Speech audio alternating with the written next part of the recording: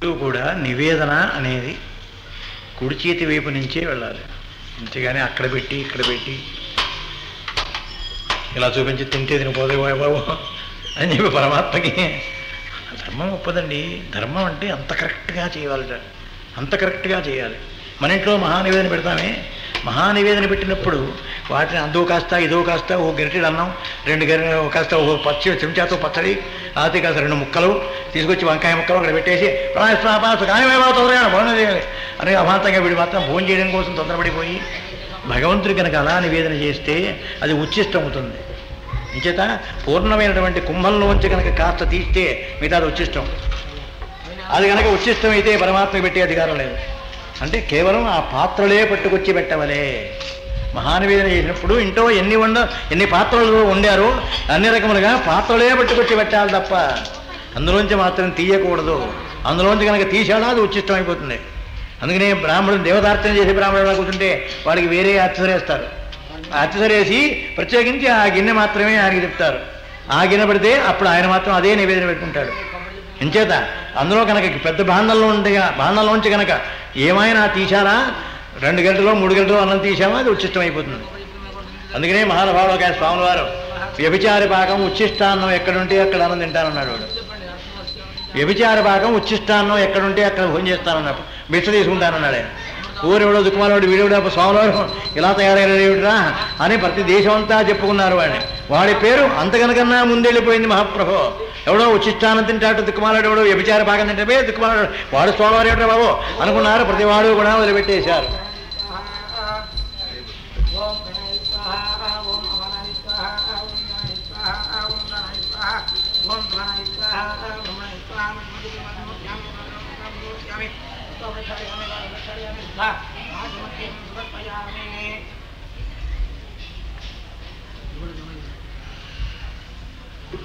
మహానివేదన చేశారు స్వామి.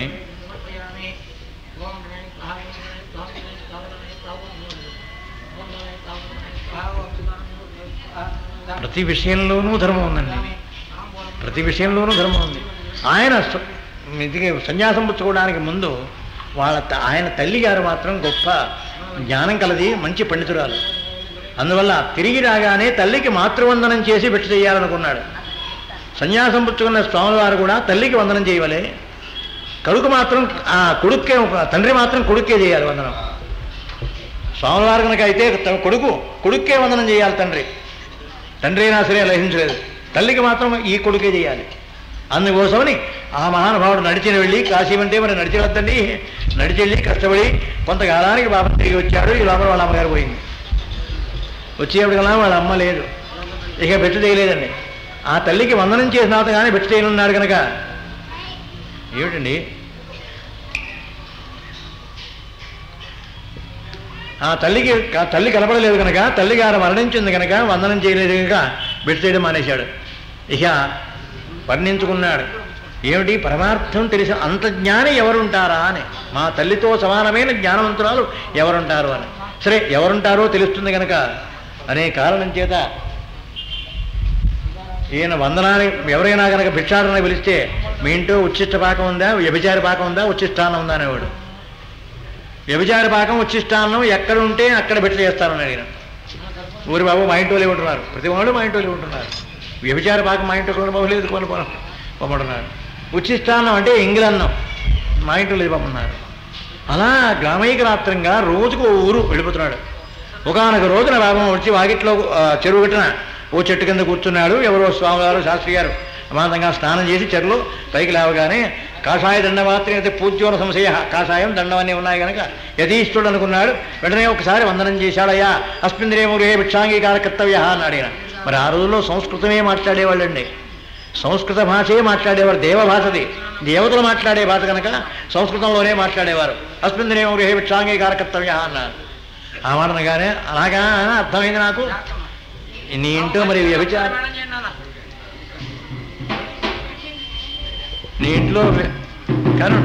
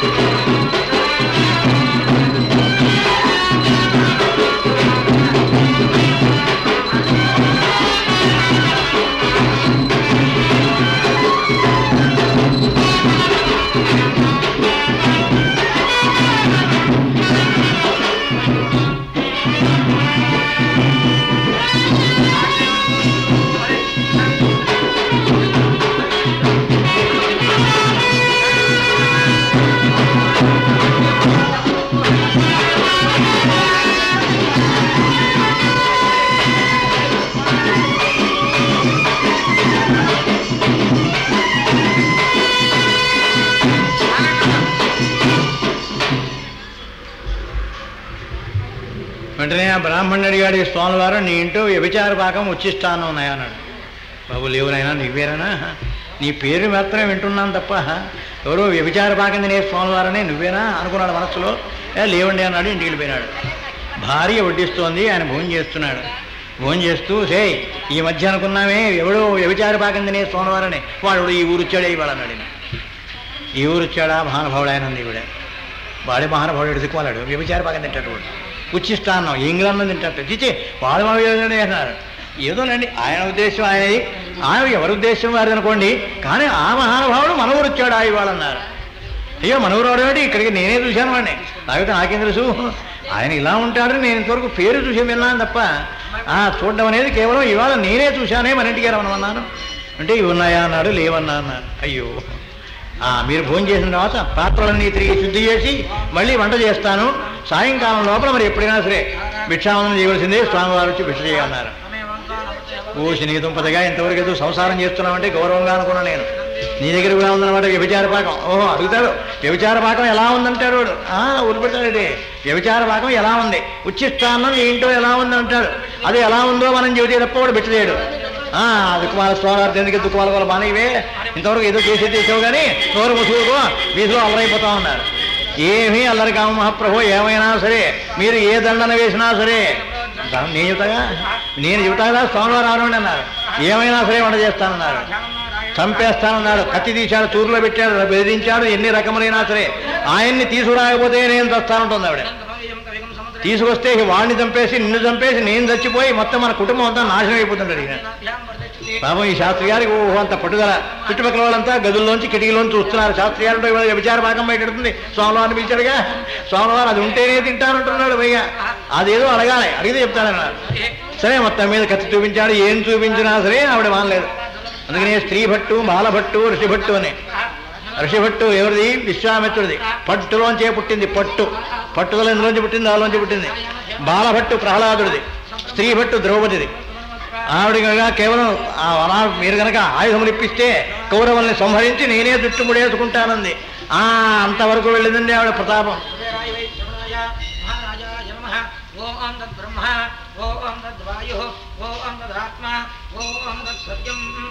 ఇక నేను 10 నిమిషాలు ఉంటుందండి కానివ్వండి. నేను ఈ కథ చేసి అప్పుడు అసలు కథ పెడతాను. ఏమైనా సరేనన్నారు. అందరూ కూడా చూస్తున్నారు. పాపం ఈ శాస్త్రి గారంటూ ఇవాళ ఏదో వ్యభిచార భాగం బయటపడుతుంది, ఉచ్చిష్టాన్నం అనగారు. ఆ మాట అనగానే సరే అందరూ చేరిపోయినారు. సాయంత్రం మళ్ళీ ఈయన చాలా కోపంతో మళ్ళీ వెళ్ళాడు స్వామివారి దగ్గరికి. ఈ స్వామివారు అక్కడే కూర్చున్నాడు. పొద్దున్న వెళ్ళిపోతుందిగా గ్రామీణ రాత్రం రోజుకి ఒక్కరోజుతోనే ఉన్నారు ఓ ఊళ్ళో. మళ్ళీ తెల్లారి ఉండకూడదు. స్వామివారికి నిర్ణయం అది. గ్రామీణ రాత్రంగా వెళ్ళిపోవాలి. ఇక్కడే కూర్చున్నాడు కదా, ఏమయ్య రామయ్య భిక్షావందనానికి అన్నారు. పొద్దున్న లేదని చెప్పావు రా బాబు, మళ్ళీ ఎందుకు పిలుస్తా ఉన్నాడు. ఉందిట చెబుతోంది అది. నా పెళ్ళం ఉంది, అది ఏదో వ్యభిచార పాకం ఉందిట ఇంటో, అది ఎలా ఉందో నాకు తెలియదు అన్నాడు. బాబు ఎందుకురా అంత కోపం ఎందుకురానైనా వెళ్ళిపోండిరా, హాయిగా మీరు సంసారం చేసుకోండి శుభ్రంగాను, మీరేదో మీరు తిప్పలు మీరు పడండి, నన్నెందుకురా అంత భాషిస్తావు అన్నాడు. నువ్వు రాకపోతే చస్తుందిట బలా, ఇవాళ నీకు మూడింది, నేను నరికి పారేస్తాను ఏమైనా సరే. ఇంటి దగ్గర నాత ఆ విషయం ఏమిటో చెప్పిందా, ఇహే అంత బతుకు బతికినాదు ఈ ఊళ్ళో ఇంకా అంతకు బతకడం, అందుకని నిన్ను చంపేస్తా, దాన్ని చంపుతా, నేను తాస్తా, అందుకని నా కర్మగాలు నువ్వు వచ్చావు ఈ ఊరు, అందుకని పైగా పోనీ అందరితో పాటు పోనీ నీవు వందనం చేసినప్పుడు నేను రానాయన ఒక ముక్కంటే పోయేది. వ్యభిచార పాకం ఉందా అనుతావా? ఆ వ్యభిచార పాకం ఉందిట చెబుతోంది.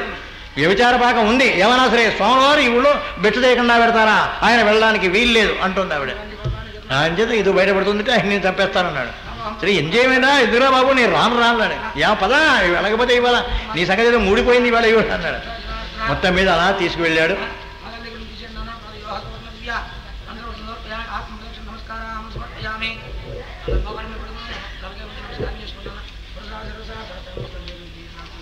స్వామివారు రాగానే చాప వేశారు. ఆ ముందు ఒకసారి అలో కూర్చున్నాడు ఆయన. ఏమమ్మా ఏదో నువ్వు పిలిచావని చెప్తున్నాడు వీడు, ఈ శాస్త్రి గారు నువ్వు పిలిచావని చెప్తున్నాడు, ఏదో ఉందిట నువ్వు అని చెప్పాడు కదా అన్నారు. వెంటనే ఆ మహాతల్లి వేదం ప్రారంభం చేసింది. స్వామి ఈ పరమార్థం ఏదో మీకు తెలియందా, మీకు తెలియని మంత్రాలున్నాయా?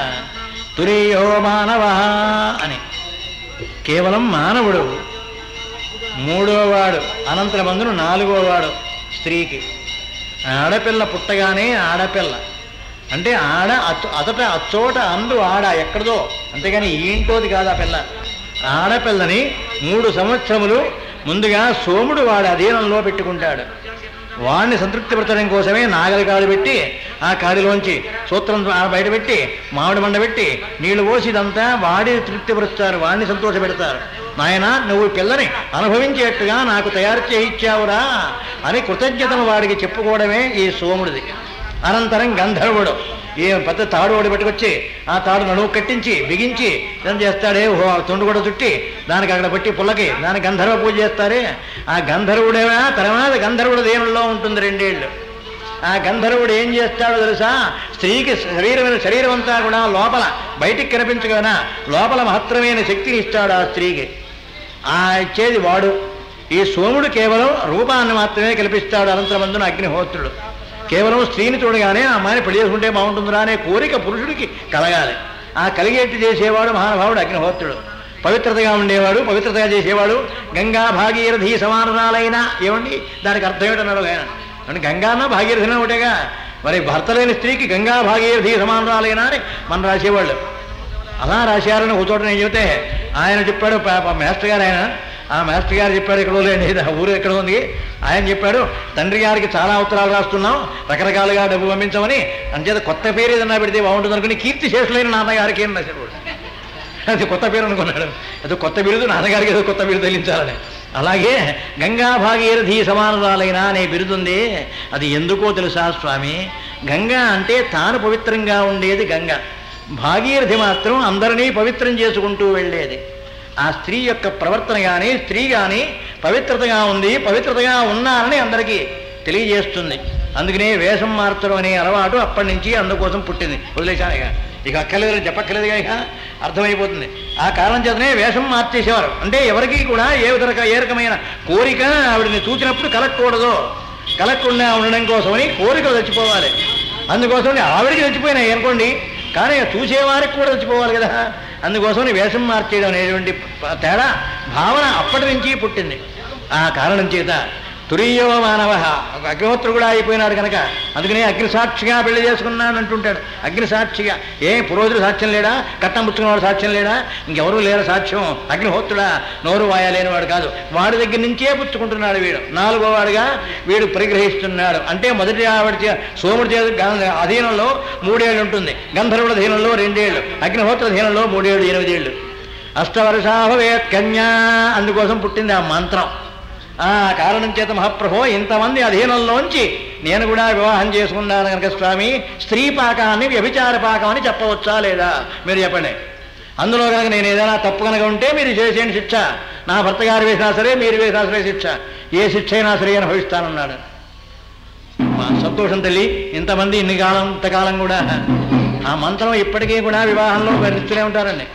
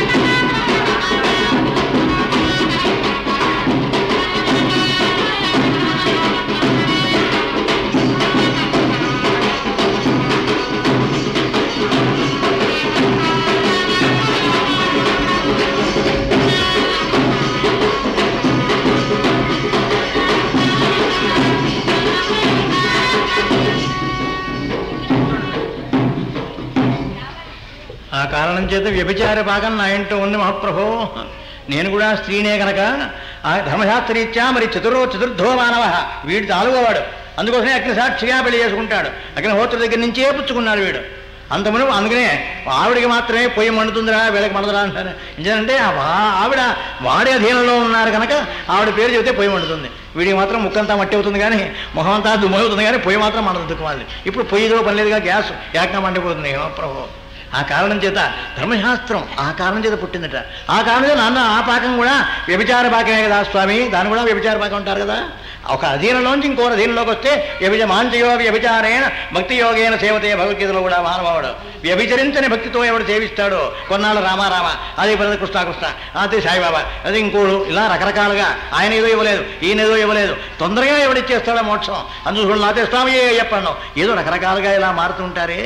ఇలా క్షణక్షణానికి రకరకంగా మారుతుంటే ఏమండి వాళ్ళ భక్తుడు కాదు కనుక మాంచయో వ్యభిచరించని భక్తితో నన్ను ఎవడు సేవిస్తాడో వాడరా నాకు కావాల్సిన వాడు బాగుండంతే కృష్ణ భగవానుడు. అంటే వ్యభిచరించని భక్తి అంటే వ్యభిచారం అంటే దానికి భక్తికి ఇక్కడి నుంచి అక్కడికి అక్కడికి మారుతూ ఉంటుంది. వీడిని కాదంటుంటాడు వాడిని అంటుంటాడు, వీడి కాదంటే వాళ్ళు తొందరగా వరం ఇచ్చారా ఒరే నెలనాళ్ళు వెళ్తే చాలరా, ఆ గుడికి వెళ్ళామంటే నెలనాళ్ళలో నీ పని అయిపోతుంది అంటాడు. దాంతో వీడికి వెళ్ళి యాపం అక్కడ మళ్ళీ అక్కడ పెడుతుంటాడు, నెలనాళ్ళు అయిపోతుంది ఏం కలదు మళ్ళీ అంటాడు, మళ్ళీ ఇంకో గుడికి వస్తూ ఉంటాడు. ఈ రకరకములుగా మారుతాడే అది మహాప్రభు. ఇక ఉచ్చిష్టాన్న స్వామి వెంటనే అవరపన్నమ్మ నాన ప్రజయాధనేన త్యాగే నైకే అమృతత్వమానశు అన్నాడంతే. స్వామి వారు నడుం కట్టేసుకున్నాడు. నకర్మణ నా ప్రజయాధనేన నా కర్మణ యజ్ఞయాగాది క్రతువులు చేస్తే రాదురా మోక్షం. నా ప్రజయ 6 పిల్లలు ఉన్నారు నాకు, వాడు అమెరికాలో ఉన్నాడు, వాడు లండన్లో ఉన్నాడు, వాడు అక్కడ ఉన్నాడు, వీడు ఎక్కడున్నాడు, ఎందుకు వీడు చస్తే ఎవడో లేడు దగ్గర. వీళ్ళంతా కలో చోట ఉన్నారు, 3 రోజులకు వస్తారు, 6 రోజులకు వచ్చేవాడు. ఎందుకని వాళ్ళంతా కొడుకులే. అందువల్ల నా కర్మణ నా ప్రజయ కేవలం సంతానం వల్ల మోక్షం రాదురా నీకు. నా కర్మణ యజ్ఞయాగాది క్రతువులు చేస్తే మోక్షం రాదురా.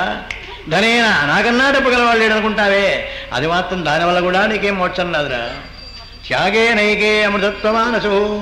త్యాగం అనేది మాత్రమే మానవుడికి ఉంటే దానివల్లనే మానవుడు మోక్షం పొందుతాడు. అంతేగాని కర్మల వల్ల ప్రజల వల్ల ఈ సంతానం వల్ల ఈ డబ్బు వల్ల ఏ రకమైనటువంటి మోక్షము లేదు అని మనకు వేదం చెబుతోంది మహాప్రభు. ఇవాళ నేనుగా చెప్పేది నకర్మణ ప్రజయ ధనేన త్యాగే నైకే అమృతత్వమానసు. త్యాగం అంటే అర్థం ఏమిటి? డబ్బున్నవాడు చేసేదేనా త్యాగం కాదు. డబ్బు లేని వాడైనా సరే తన వల్ల ఈ పని అవుతుంది అనుకుంటే దాని కనుక నడుము కట్టుకుని ముందుగా అడుగు పెడతాడే, దాని ఏ విధమైన ప్రతిఫలము ఆశించకుండా ఏదో ప్రతిఫలం వస్తుందో రాకపోతుంది, పోతే వస్తుంది పోతే పోతుంది అనేటువంటి భావన చేత నిష్కల్మషమైన హృదయంతో ఎవడు ముందుగా పని చేయడానికి కోసం వస్తాడో వాడు త్యాగి. వాడికి మాత్రమే వస్తానరా మోక్షం అంటే. కృష్ణ భగవాను వాడికే ఇస్తారా మోక్షం. అందుకని మనం పెడితే ఏమి ఇస్తాడు, ఏం చేస్తాడు మనకు? వాడికి వెళ్ళి ఈరోజు చేయాలా, ఉపకారం చేద్దాం వాడికి అనేటువంటి ఆలోచన కాదురా. ఆ కారణం చేత మహాప్రభు నకర్మణ ప్రజయాధనేన త్యాగే నైకే అమృతత్వమానసు అనే వేదంలో చెప్పారు కనుక స్వామి వారు వెంటనే చాటి కట్టుకున్నాడమ్మా ఇంకొకటి అది కూడా చెప్పి చేయలేనాడు. ఉచ్చిష్టాన్నం ఎంగిలి అన్నం కావాలన్నా కదా అన్నారు. అదేంటి స్వామి, నా భర్త గారు యజ్ఞం చేశారు కనుక ఆయన భోజనం చేసే ముందు యజ్ఞపురుషుడికి 2 మెతుకులు వేస్తారు విస్తర దగ్గర. దాని మించి వచ్చింది మహాప్రభు ఇది. అంటే కేవలం అన్నంలోంచి 4 మెతుకులు తీసి కనుక ముందు అలా పలచగా అలా పొడుగ్గా కనుక వేస్తే అది మిగతాదంతా ఉచ్చిష్టం అవుతుంది. మిగతాది ఉచ్చిష్టం అవుతుందండి, పనికిరాదు. అలాగే కొంతమంది మాత్రం కాస్త పప్పు కాస్త పులుసు అన్నీ తీసి అన్నం తీసి ఇలా పిడత చేసి ఆ పిడతను ఇక్కడ పెట్టి నమస్కారం చేసి ఇక్కడ పెడుతుంటారే, అంటే రోజు వాళ్ళతో దినం పెట్టినట్టే మహాప్రభు. ధర్మశాస్త్రం ఒప్పదండి, రోజు దినం పెట్టినట్టే అది కాకి పెడుతుంటాడు మళ్ళీ. అబ్బా అంతేనండి, దాని పూర్తిగా సంగతి ఏమిటో చూసి మరి ఫోన్ చేస్తానండి నేను. అంటే అది పెద్దలకి పెట్టడమా? రోజు అన్నం గనక వదులుగా వేస్తే పితృదేవతలకి, నొక్కితే పితృదేవతలకి, వదులుగా కనుక వేస్తే మామూలుగా దేవతలకి. అది దేవతలకి వేసేది ఇప్పుడు వదులుగానే వేయవలే. అందుకనే ఇప్పుడు కూడా విశ్వదేవస్థానంలో వదులుగా వేస్తాం, అక్కడ పితృస్థానం తెరిచేప్పుడు నలిపి అక్కడ పెడతాం. పిడత చేసావా పితృదేవతలకే, పిడత అయిందో పితృదేవతలకే. అది ఏదో చల్లదు, ధర్మశాస్త్రం ఒప్పుకోదు. కేవలం వదులుగానే అలా వేయాలి మెతుకులు. అలా వదులుగా కనుక మెతుకులు వేసాడా కేవలం అది దేవతలే అనుభవిస్తారు కనుక, యజ్ఞం చేశారు కనుక నా భర్త గారు. ఆ కారణం చేత ఉచ్చిష్టాన్నం నా ఇంట్లోనే ఉంది, వ్యభిచార భాగం ఇలాగే ఉంది, తప్పేమని చెప్పండి స్వామి అన్నారు. ఇక మొగుడు మాత్రంగా నోరు మూసిన వాడు కూర్చున్నాడు.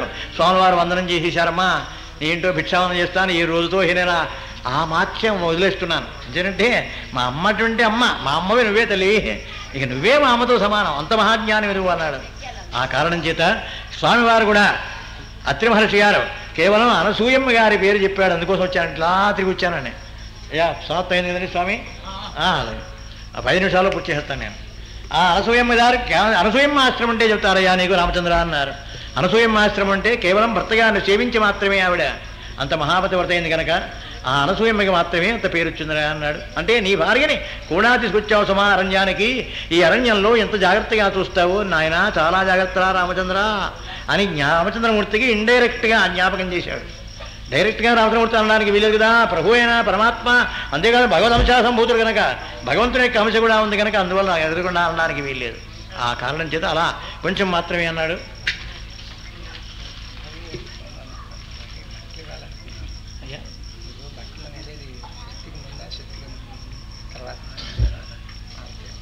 వస్తుందని చెబుతాను నేను, వస్తుంది చెబుతాగా, నేను చెబుతా కదా. ఆ కారణం చేత కేవలం సీతామాతను ఎలా చూస్తావో జాగ్రత్త సుమా అని చెప్పడం కోసమని ఆ మహానుభావుడు తన మీదే పెట్టుకున్నాడు. సరే, అనంతరమందు లోపలికి పిలిచాడు స్వాగత వాక్యములతో. అనంతరమందు ఆ మహాతల్లి, సరే పక్కన భార్య కూడా ఉంది కనుక అయ్యం సీత, ఈవిడే మా యొక్క భార్య మహాప్రభు అన్నాడుగా. ఆ సీతామాతకు కూడా కూర్చోబెట్టారు, చక్కగా విందు చేశారు. అనంతరం అయిపోయిన తర్వాత అనసూయమ్మ ఒక ప్రశ్న వేశారు.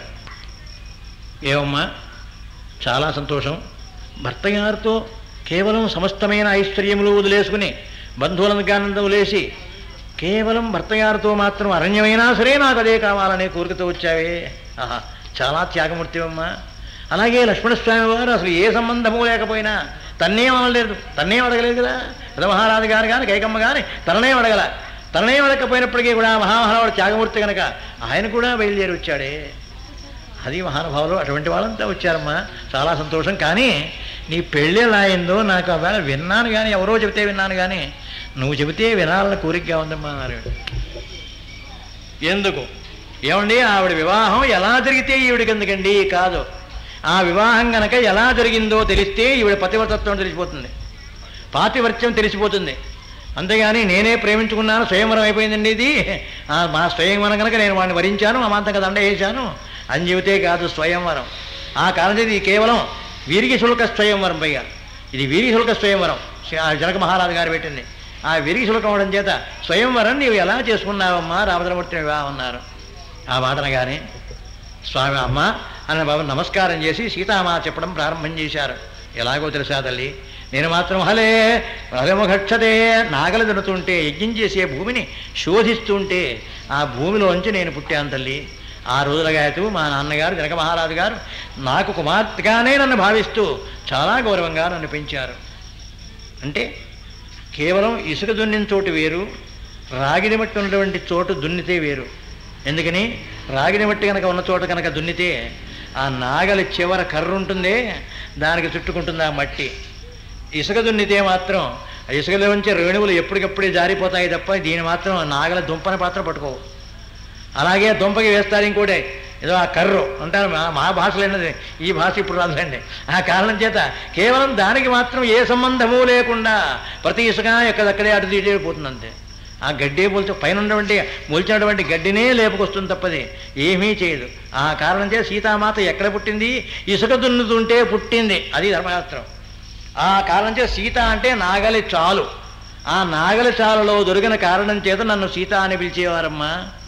కానీ నాకు మొత్తం జనక మహర్షి గారి కుమార్తె కనుక నా పేరు జానకే, అయినప్పటికీ సీత అని అంటూ ఉంటారమ్మా. అనంతరమందున తగినటువంటి వయస్సు వచ్చిందని అనుకున్నారు నా తండ్రి గారు. అనుకోగానే ఇతరమైనటువంటి ప్రభువులు, ఇతరమైనటువంటి దేహస్థులు వీళ్ళంతా కూడా మాకెచ్చి పెళ్లి చేయి, ఎన్నాళ్ళట్టే పెడతావు, ఆడపదని ఎన్నాళ్ళట్టే పెట్టుకుంటావు అంటూ వీళ్ళంతా వచ్చారు. అనంతరం జనక మహారాజు గారితో యుద్ధమే చేశారు. ఓ సంవత్సరం పోరాడారు. ఆ సంవత్సరం పోరాడిన తర్వాత కళ్యాణంలో చెప్పాగా దాని గురించి ఇక ఇప్పుడు ఏదో ముక్క చెప్పి సులు పెట్టేస్తాను. అనంతరమందున సంవత్సరం పోరాడిన తర్వాత అప్పుడు మానేశారు. అప్పుడు ఎవడో కూడా నాకు పెళ్లి చేస్తామంటే ఎవడో వచ్చేవాడు కనబడ్డా. అప్పుడు మహానుభావుడు శివధనస్సును కనుక ఎవరు ఎక్కువ పెడతారో పూరణే పిచ, ఎవరు కనుక కింద నారిత్రాలను తగిలిస్తారో వారికి మాత్రమే నా కుమార్తెని ఇస్తానన్నారు మా నాన్నగారు. ఇక ఎవడో రావడం మానేశారు. అసలు ఆ మాట చెప్పిన తర్వాత ఎవడో కూడా మా ఇంటికి వస్తేనే ఒట్టేగా అందరూ కూడా మానేశారు. అనంతరమందు బాబా మహారాజు గారు, విశ్వామిత్ర మహర్షి గారు రామచంద్రమూర్తిని తీసుకొచ్చారు. అనంతరమందు రామచంద్రమూర్తి గారు ఎప్పుడైతే శివధనస్సును అలా ఎక్కబెట్టారో శివధనస్సులో ఉన్నటువంటి శక్తి కూడా రాముడి యందు విలీనమై శివధనస్సు భంగమైపోయిందమ్మా, అలా నేను చేసుకున్నాను వివాహం అన్నారంతే. అంటే కేవలం విరీశుల్కం అనేది ఎలా జరుగుతుందో పరమేశ్వరుని యొక్క శక్తి ఆయన ఉందని రుజువు చేసేవాడు మహాప్రభు రాముడు. పరమేశ్వరుని యొక్క శక్తి ఆయనలో ఉంది కనుకనే శివధనస్సుని దేవరాతుడు దాన్ని ఆనాటి నుంచి కూడా జాగ్రత్త పెట్టాడు. జనక మహారాజు గారికి 5వ పురుషుడు దేవరాతుడు. ఆ దేవరాతుడి నుంచి కూడా అలా దాన్ని జాగ్రత్త పెట్టారు. జాగ్రత్త పెట్టిన దాన్ని ఇవాళ అలా నారిత్రాలు తగిలించే ప్రయత్నంలోనే పోయింది. అది అంటే కేవలం శివధనస్సులో ఉన్నటువంటి శక్తి రాముడిలో లీనమైపోయింది. అంటే పరమాత్మ శక్తి గలవాడు కనుక ఆ శక్తి కలిగినటువంటి మహానుభావుడిని నేను వివాహం చేసుకున్నానమ్మా అన్నారు. చాలా సంతోషించానమ్మా. కేవలం దైవశక్తి కలిగినటువంటి వారికి దైవశక్తి గల వారినే ఇచ్చి పెళ్లి చేస్తేనే సుఖపడతారు. అంతేగాని ఆస్తి ఉన్న వాడిని ఇస్తే వాడికి ₹1,00,000 ఉన్నాయి, 2 లక్షలు ఉన్నాయి, 3 లక్షలు ఉన్నాయి అంటే ఈ లక్షలు లెక్కేసుకున్నా లేకపోతే దూరం లెక్కేసుకున్నా వాడేం సుఖపడుతుంది? అమ్మాయి అంతమంది సుఖపడుతుందా? ఏ కారణం చేత ఆవిడ కనుక దైవశక్తి గల కనుక అయితే తప్పకుండా దైవశక్తి గల వాడికి ఇస్తేనే చాలా సుఖపడుతుంది అనే పరమార్థం చేత ఆ మహాతల్ని అలా చేసుకున్నానమ్మా అన్నారు. చాలా సంతోషం అమ్మా. నిజంగా పతివ్రతం అంటే నువ్వేనమ్మా అన్నారు అనసూయమ్మ. పతివ్రతం అంటే నువ్వేనమ్మా అన్నారు. ఏమో తల్లి నాకేం తెలియదమ్మా, జరిగిన కథ మాత్రం ఇది, నా పెళ్ళి అలా జరిగింది అన్నారు. అంటే జరగడు ముఖత తండ్రి గారు అంగీకరించి తండ్రి గారు ఇచ్చినటువంటి ఆనాడు శపథం కూడా నెరవేరి ఆ కారణం చేత ఆ మహాతల్లి వివాహం చేసుకున్నారు. అమ్మా గేరికాదు ధాతువులు నా దగ్గర ఉన్నాయి, అలాగే తిలకపు భరణ ఒకటి ఉంది, అలాగే వస్తువులున్నాయి, చీనాంబరములన్నీ కూడా ఉన్నాయి. ఇక ఇవన్నీ నా భర్త గారు సమాధినిష్టాగరిష్ఠులైపోతున్నారు కనుక భర్త గారు చూడనటువంటి అలంకారములు భార్యకి వీధిలో అక్కర్లేదు కనుక ఆ కారణం చేత ఇవన్నీ కూడా నీకు ఇస్తానమ్మా. ఇవన్నీ కనుక పెట్టుకుంటే అంగరాగం కనుక పెట్టుకున్నావా పారాయణ అంగరాగం కనుక పెట్టుకున్నావా నువ్వు ముళ్ళల్లోనుడు అదే గుట్టల్లోనుడు రాళ్లలోనుడు ఎక్కడ సరే నీ శరీరమునకు ఏ విధమైనటువంటి కష్టము కూడా కలగదు. ఆయన పెట్టుకుంటారులే సెంటుదల్లు అటువంటి తిలకభరణ ఉంది, శాశ్వతంగా ఉండేది కనుక పరమార్థమైంది కనుక అది కూడా నీకు ఇస్తున్నానమ్మా. అవి ఇచ్చేటువంటి బాధ్యత నాకుంది కనుక పతివ్రతల యొక్క గౌరవాన్ని గురించి పతివ్రతల యొక్క ధర్మం ఏమిటో నాకు తెలుసునమ్మా. నేను పతివ్రతను కనుక అంటే అని అనుకుంటున్నారు అందరూ కూడా. ఆ కారణం చేత దాన్ని ఎలా అవలంబించాలో ఎలా ఆచరించాలో దాని ధర్మం ఏమిటో నాకొక్కదానికే తెలుసు కనుక సంతోషించానమ్మా అని మహాతల్లి ఇవన్నీ కూడా ఇచ్చారు. అక్కడ నుంచి ఇక పరమాత్మ అక్కడికి అవుతుందండి. అంటే ఆ మహర్షి యొక్క అత్రి మహర్షి యొక్క ఆశ్రమం విడిచి ఇకమన్నాడు పొద్దున్నే ప్రయాణం అవుతారే అక్కడి నుంచి అరణ్యకాండ ప్రారంభం ఇక్కడికి అవుతుందండి మహాప్రభు.